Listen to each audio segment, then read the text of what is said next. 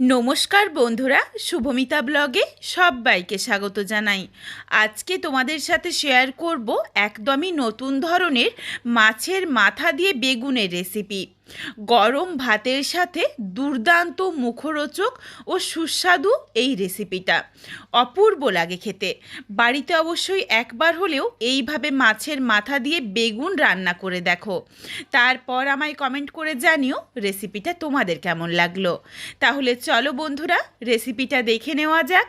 রেসিপিটা কেউ স্কিপ করো না, স্কিপ করলে আমি কি পদ্ধতিতে রেসিপিটা বানালাম বা কী মশলার অ্যাড করলাম সেটা তোমরা মিস করে যাবে, তখন হয়তো রেসিপিটা খেতে এতটা ভালো হবে না।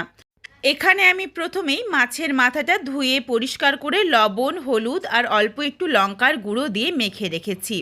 আর বেগুনটা নিয়ে নিয়েছি। বেগুনটা দেখো একদমই ফ্রেশ, কোনো রকম পোকা নেই, পোকা ছাড়া বেগুনটা নিয়েছি। আর গোটা অবস্থাতেই বেগুনটা ভালোভাবে ধুয়ে নিয়েছি। এরপর অল্প একটু সর্ষের তেল দিয়ে বেগুনের মধ্যে ভালোভাবে মাখিয়ে নিচ্ছি। তেল মাখিয়ে নিয়ে বেগুনটাকে পুড়িয়ে নেব। এখানে কিন্তু আমরা সাধারণত বেগুন পোড়া করলে যেমন মাছ বরাবর চিড়ে নিয়ে রসুন বা কাঁচা লঙ্কা এগুলো দিয়ে পোড়াই, এখানে কিন্তু সেগুলোর দরকার হবে না। তারপরই গ্যাসটা অন করে দেখো চারিদিকে ঘুরিয়ে ঘুরিয়ে বেগুনটা খুব ভালোভাবে পুড়িয়ে নিচ্ছি। বেশ দেখো একদমই কচি বা নরম বেগুনটা নিয়েছি, এই জন্য কিন্তু সহজেই দেখো সুন্দরভাবে পুড়ে গেছে। এরপর খোসাটা তুলে নিচ্ছি। এখানে আমি রুই মাছের মাথার ব্যবহার করেছি, তোমরা চাইলে কাতলা বা তোমাদের পছন্দ মতো যে কোনো মাছের মাথা নিতে পারো। আর তোমরা চাইলে কিন্তু বেগুনের পরিমাণটাও আরও বাড়িয়ে নিতে পারো, যদি মাছের মাথার পরিমাণ বাড়িয়ে নাও তখন। এরপর দেখো বেগুনের খোসাটা খুব ভালোভাবে তুলে পরিষ্কার করে নিয়েছি। আর একটুখানি দেখো ভালোভাবে পরিষ্কার বেগুন থাকলেও কিন্তু অবশ্যই এই মাঝখানটা একটু ফাঁকা করে দেখে নিও। একদম দেখো বেশ গরম রয়েছে, দেখে নিয়েছি একদমই পোকা নেই। এরপর ছুরিতে করে একটু চেপে চেপে মিশিয়ে নিচ্ছি, তার কারণ বেশ গরম রয়েছে, এখন কিন্তু হাত দেওয়া যাচ্ছে না। এরপর কিছু মশলার পেস্ট বানিয়ে নিচ্ছি। মিক্সিং জারে নিলাম 4 কোয়া রসুন আর খুবই সামান্য একটু আদা, অল্প একটু ধনে পাতা, খুবই অল্প একটু দিচ্ছি পেঁয়াজ, ছোট একটা পেঁয়াজের অর্ধেকটা অংশ কেটে দিয়েছি। একটা টমেটো 4 ভাগের 1 ভাগ দিয়েছি। আর বাকিটা কিন্তু রেখে দিয়েছি কোচানো অবস্থাতে, সেটা পরে ব্যবহার করব। এইদিকে দেখো কাঁচা লঙ্কা কুচি, পেঁয়াজ কুচি বা যেই আমি একটা টমেটো কেটেছিলাম 4 ভাগের 1 ভাগ দিয়েছি, বাকি 3 ভাগ কিন্তু ছোট ছোট করে কুচিয়ে রেখেছি। আর কিছুটা ধনেপাতাও কুচিয়ে রেখেছি। মশলাটায় খুবই সামান্য একটু জল দিয়ে একদম মিহি করে পেস্ট করে নিয়েছি। আশা করছি তোমরা মশলার পরিমাণটা দেখে বুঝতে পেরেছো। এই রেসিপিটার সাথে কিন্তু একদম বেশি মশলা ভালো লাগবে না, অল্প মশলা দিয়েই রান্না করলে দুর্দান্ত হয় খেতে। কড়াই গরম করে প্রথমে বেশ কিছুটা সর্ষের তেল গরম করে নিয়েছি। তেল গরম হয়ে যাওয়ার পর মাছের মাথাগুলো দিয়ে উল্টে পাল্টে বেশ একটু লালচে রং ধরিয়ে ভেজে নিয়েছি। মাছের মাথাগুলো ভেজে তুলে রাখলাম। কড়াইয়ের মধ্যে বেশ কিছুটা তেল রয়েছে, এই তেলের মধ্যেই রান্নাটা হয়ে যাবে, আর তেলের ব্যবহার করছি না। তেলের মধ্যে সামান্য একটু 5 ফোড়ন দিলাম। ফোড়নে তোমরা যা ফোড়ন খেতে পছন্দ করো চাইলে সেটা দিতে পারো। এখানে আমি 1 চিমটির মতো 5 ফোড়ন আর একটা ফাটিয়ে নেওয়া শুকনো লঙ্কা দিয়েছি। আর দিয়ে দিলাম অল্প পরিমাণে রসুন কুচি। রসুনগুলো বেশ একটু সরু সরু লম্বা করে কেটে নিয়েছি। এই ফোড়নটা দেখো একদমই হালকা করে ভাজা হয়ে গেছে। এরপর দিয়ে দিচ্ছি অল্প একটু পেঁয়াজ কুচি, খুবই অল্প মশলার ব্যবহার করছি। পেঁয়াজ কুচিটা দিয়ে নাড়াচাড়া করে হালকা একটু লালচে রং ধরিয়ে পেঁয়াজটা ভেজে নেব। নাড়াচাড়া করে বেশ কিছুক্ষণ ভাজার পরই দেখো হালকা একটা লালচে রং ধরে গেছে। এরপরই এর সাথে দিয়ে দিচ্ছি বেটে রাখা মশলার পেস্ট।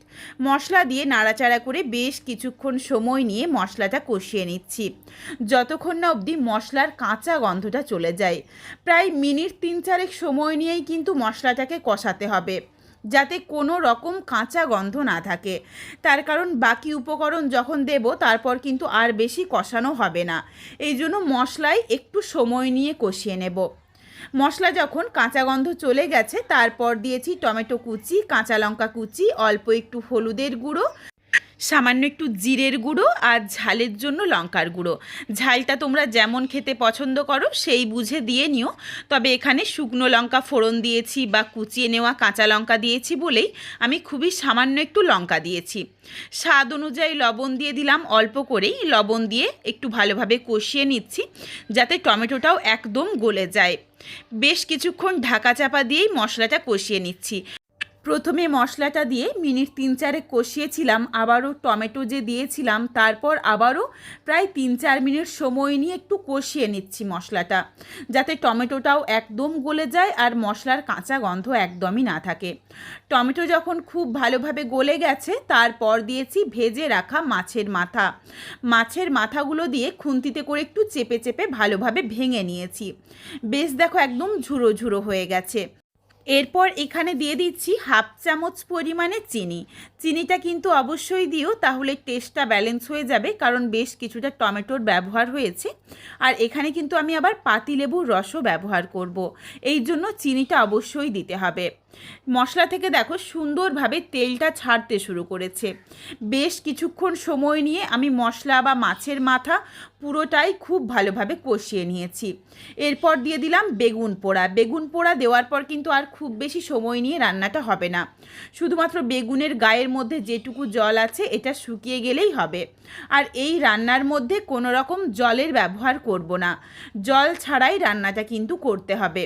একটু সময় নিয়ে বেগুন পোড়া দিয়ে নাড়াচাড়া করে খুব ভালোভাবে মিশিয়ে নিয়েছি আর কিছুক্ষণের জন্য একটু ঢাকনা দিয়ে ঢেকে রাখছি। বেশ কিছুক্ষণ পর দেখো ঢাকনাটা খুলে নিয়েছি। বেশ কিছুটা যেটুকু জল ছিল জলটা শুকিয়ে গেছে, একদম তেল ছাড়তে শুরু করেছে। এইভাবেই কিন্তু তেলটা ছেড়ে দেওয়া অবধি অপেক্ষা করতে হবে, আর একদমই জল দেওয়া যাবে না। মনে হচ্ছিল যে স্বাদ অনুযায়ী অল্প একটু লবণ লাগবে, এই জন্য সামান্য একটু লবণ দিয়ে দিলাম। দিয়ে দিচ্ছি বেশ কিছুটা পরিমাণে ফ্রেশ ধনেপাতা কুচি দিয়ে আবারও একবার নাড়াচাড়া করে মিশিয়ে নিচ্ছি। একদম দেখো কড়াই থেকে উঠে আসছে, কড়াইয়ের মধ্যে কোনো রকমভাবেই লেগে নেই, একদম পারফেক্টভাবে রেসিপিটা রেডি হয়েছে। এরপর নামিয়ে নেওয়ার আগে গ্যাসের ফ্লেমটা অফ করে দিয়েছি। গ্যাসটা অফ করে অল্প একটু পাতিলেবুর রস দিয়ে দিলাম। পাতিলেবুর রস দিয়ে নাড়াচাড়া করে মিশিয়েই কিন্তু নামিয়ে নিতে হবে, আর গ্যাসের ফ্লেম অন করা যাবে না।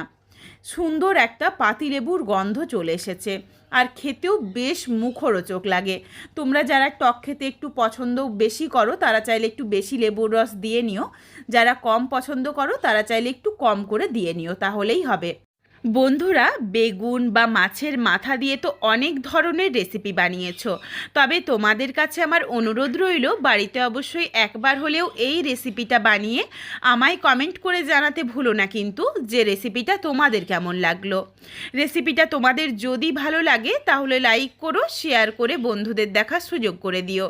তোমরা যদি আরও এইরকম নিত্য নতুন ঘরোয়া রেসিপি দেখতে চাও তাহলে অবশ্যই আমার চ্যানেলটিকে সাবস্ক্রাইব করে পাশে থাকা বেলটি অন করে অল নোটিফিকেশন অন করে দিও, যাতে আমার প্রত্যেকটা রেসিপির নোটিফিকেশন সবার প্রথমে তোমাদের কাছে পৌঁছে যায়। আবারও খুব শীঘ্রই হাজির হচ্ছি নতুন কোনো এক ঘরোয়া রেসিপি নিয়ে। পরবর্তী রেসিপি দেখার আমন্ত্রণ রইল। পুরো ভিডিওটা দেখার জন্য অনেক অনেক ধন্যবাদ। তাহলে আজকে আসি, সবাই ভালো থেকো, সুস্থ থেকো। আবারও শীঘ্রই দেখা হচ্ছে কিন্তু ঘরোয়া নতুন কোনো এক রেসিপির সাথে।